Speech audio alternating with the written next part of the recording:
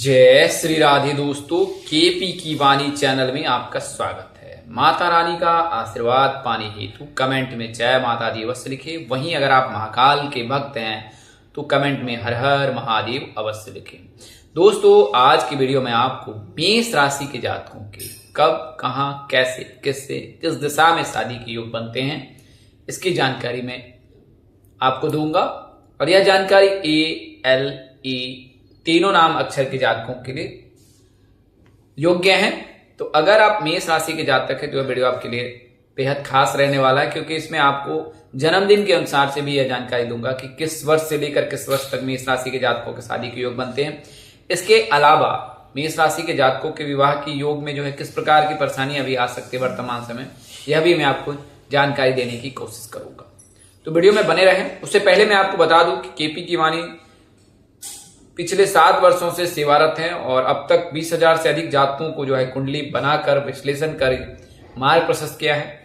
अगर आप केपी की वाणी से संपर्क कर अपने विवाह संबंध की जानकारी प्राप्त करना चाहते हैं, चाहे तो आप मौखिक या लिखित किसी भी माध्यम के चयन कर यह जानकारी प्राप्त करना चाहते हैं कि आपकी शादी कब होगी, कहाँ होगी, कैसे होगी, किससे होगी, किस दिशा में होगी, कितनी दूरी पर होगी, किस नाम से होगी, किस राशि से करनी चाहिए, जीवन साथी का रंग, रूप, स्वरूप, स्वभाव और उनका करियर कैसा होगा, आपका करियर कैसा होगा, अगर आप प्रेम प्रसंग में हैं तो क्या प्रेम विवाह के योग बनेंगे, क्या माता पिता की सहमति मिलेगी, क्या पार्टनर की सहमति मिलेगी, क्या आप प्रेम विवाह करने में सफल होते हैं तो विवाह उपरांत आपका वैवाहिक जीवन कैसा रहेगा, इसके अलावा कितनी संतान होंगी, कौन सी महादशा आपकी कुंडली में चल रही, किस नक्षत्र में आपका जन्म हुआ है और उस नक्षत्र से आपका चरित्र अनुकूलता कैसे हो सकती है, आपकी सेहत कैसी रह सकती है, इसके अलावा ससुराल में घर द्वार कैसा हो सकता है, सास ससुर का स्वभाव कैसा होता है, आपको किन चीजों को सावधानी बरतनी है अपने जीवन में, अपने जीवन साथी के साथ, ये तमाम तरह की जो जानकारी आपको कुंडली के माध्यम से मिल जाएगी।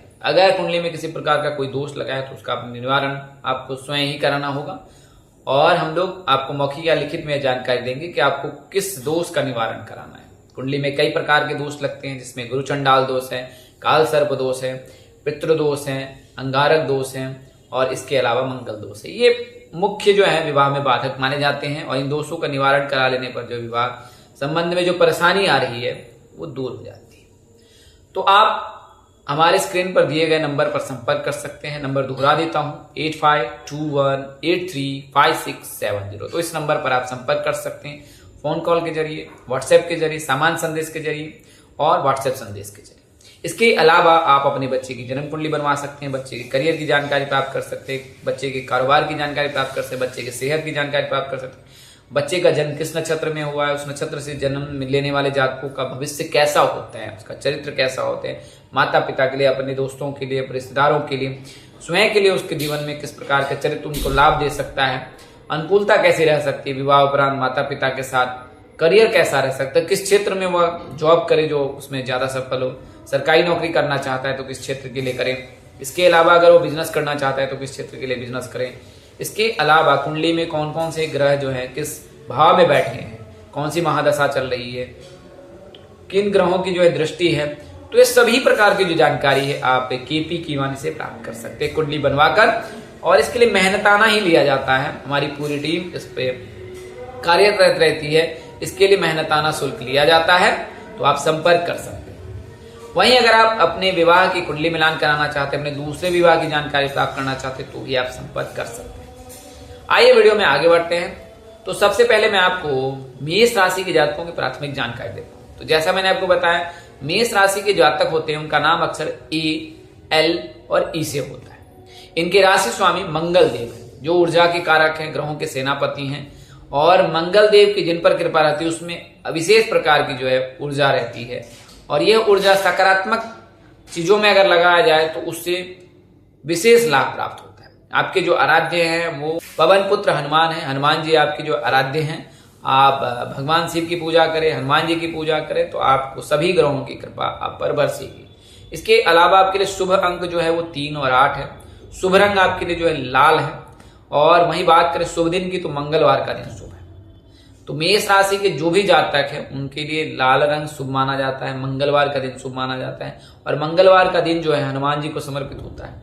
तो इस दिन आप हनुमान जी की पूजा, उपासना, आराधना अवश्य करें। आप चाहे अगर शारीरिक रूप से सक्षम हैं तो मंगलवार का व्रत भी रख सकते हैं या रख सकती हैं। अगर आप कन्या हैं तो मंगलवार का व्रत रख सकती है। हनुमान चालीसा का पाठ आप उस दिन अवश्य करें, कम से कम 2 बार आप अवश्य पाठ करें। अगर आप पुरुष हैं, लड़के हैं, तो आप जो है 1 चुटकी कुमकुम जो है हनुमान जी को चरणों में अर्पित करें और अपनी याचना करें, आपको उसका फल अवश्य प्राप्त होगा। अगर आप सरकारी नौकरी में प्रयासरत हैं तो आपको उसमें सफलता मिलेगी। अगर मंगल का दोष है या मंगल जो है बली है, मंगल की कुदृष्टि आप पर है तो उसका प्रभाव कम हो जाएगा।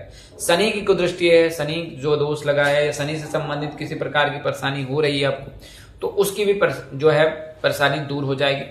वहीं बात करें राहु केतु और अन्य ग्रहों की भी जो है स्थिति वो ठीक हो जाती है अगर आप हनुमान जी के शरण में रहते हैं, उनके चरण में रहते हैं और अब आप रोजाना 2 बार हनुमान चालीसा का पाठ करें।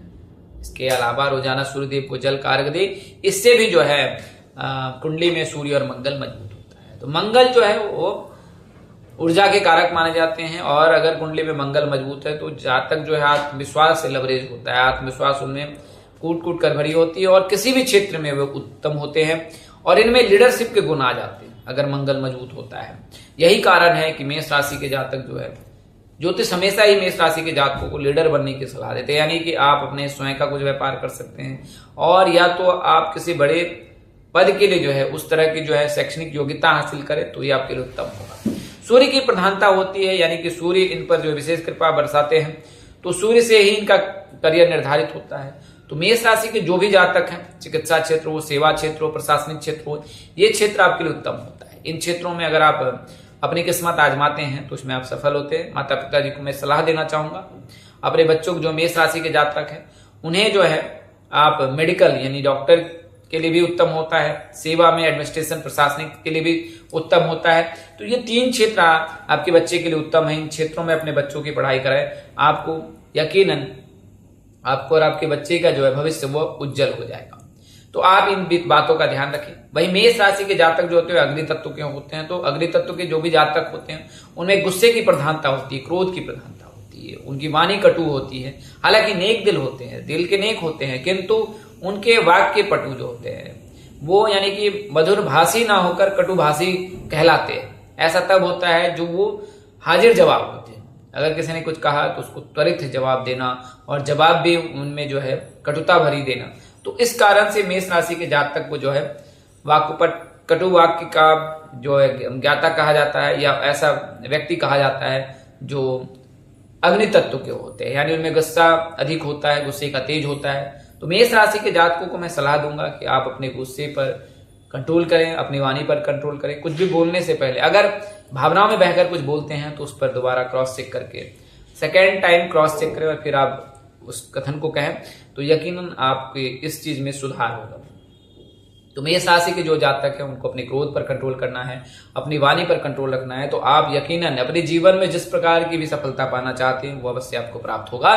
खासकर आप में अतुल बल जो है वो हनुमान जी की कृपा से आपको अतुल बल की प्राप्ति होगी। यह बल जो है यानी कि जो ऊर्जा है अगर वो सकारात्मक मार्ग पर लगाएंगे तो आप यकीनन करियर, कारोबार सभी क्षेत्र में आपका डंका बजे।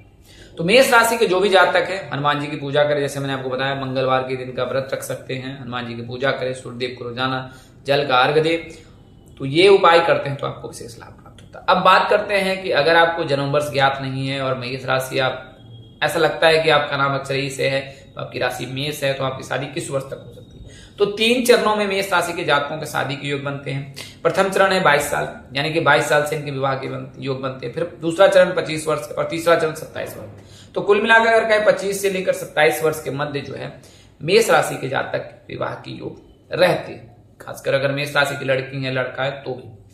अगर आपकी चंद्राशि मेष है, आपको ज्ञात है कि चंद्राशि आपकी मेष है, तो वर्तमान में क्या स्थिति है? तो वर्तमान में जो स्थिति है वो कुछ इस प्रकार से है। तो वर्तमान समय में जो है आप 7.5 से पीड़ित हैं। 7.5 का पहला चरण चल रहा है, फिर दूसरा चरण चलेगा, फिर तीसरा चरण चलेगा और इसके बाद आपको 7.5 से मुक्ति मिल जाएगी। तो वर्तमान वर्ष वैसे विवाह के लिए 7.5 के पहले चरण में इसकी संभावना कम है। दूसरे चरण में आपके लिए शुभ योग बन सकता है, लेकिन जब कभी शुक्र जो है आपके सप्तम भाव को देखेंगे, शुक्र आपके लग्न भाव में आएंगे या बुध जो है आपके विवाह भाव को देखेंगे, तो उस स्थिति में भी आपके योग विवाह के अवश्य बनेंगे। अब बात करते हैं दिशा की, तो मकर राशि, तो मेष राशि के जो भी जातक हैं उनके लिए जो अनुकूल दिशा वो दक्षिण का होता है। इसके अलावा पश्चिम का दिशा भी इनके लिए अनुकूल है। तो दक्षिण पश्चिम में इनके शादी होने के योग होते हैं। हालांकि इसमें मामूली बदलाव हो सकता है। अगर आप अपनी कुंडली का विश्लेषण कराते हैं, जीवन साथी के भाव में जिस राशि की उपस्थिति है उसके आधार पर भी इसमें मामूली बदलाव होता है, लेकिन 2 दिशा इनके लिए अनुकूल माना जाता है, दक्षिण और पश्चिम का। बात करें अगर नाम अक्षर की, तो पी नाम के जातक, आर नाम के जातक, एम नाम के जातक के साथ इनकी कंपेटेबिलिटी अच्छी बैठती है। इस वजह से ज्योतिष ऐसा कहता है कि पी नाम के जातक, आर नाम के जातक और एम नाम के जातक के साथ मेष राशि के जातक के विवाह के योग रहते हैं। अगर आपकी राशि मेष है तो पी यानी कि कन्या राशि, आर यानी कि तुला राशि और एम यानी कि सिंह राशि। सिंह राशि के जातक के साथ भी इनकी कंपेटेबिलिटी अच्छी बैठती है, ज्योतिष ऐसा कहते हैं। हालांकि आपको मैं सलाह दूंगा, जब कभी आप अपने विवाह की बातचीत हो तो उस समय आप अपने जीवन संगनी या जीवन साथी के साथ कुंडली मिलान अवश्य करा ले, तो इससे आपको यह जानकारी प्राप्त हो जाएगी कि जो विवाह उपरांत वैवाहिक जीवन है वो किस प्रकार से रहने वाला है।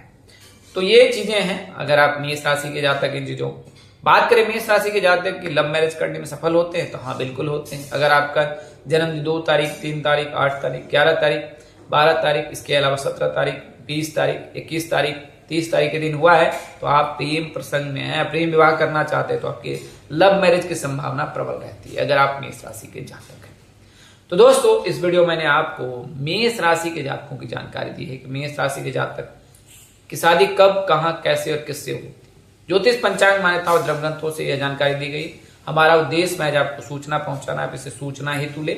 इसके अतिरिक्त अगर आप इनको मानते हैं, अपनाते हैं, तो उपयोग करते हैं, पहले अपने नजदीक के किसी कार्ड पंडित अथवा ज्योतिष से अपनी कुंडली का विश्लेषण अवश्य करा लें। आपकी चंद्र राशि से इसमें मामूली बदलाव हो सकता है। तो आज के लिए इतना ही, अगले वीडियो में फिर मिलेंगे। तब तक के लिए मुझे इजाजत दें। आप जहां रहें, मस्त रहे, स्वस्थ रहे, व्यस्त रहे। माता रानी की असीम कृपा आप पर और आपके पूरे परिवार पर बरसती रहे। परमपिता परमेश्वर आपको सद्बुद्धि, सत्मार्ग और आगे बढ़ने की शक्ति दे। नमस्कार, जय श्री राम दोस्तों, जय श्री कृष्णा, जय माता दी, जय वाहिगुरु, हर हर महादेव।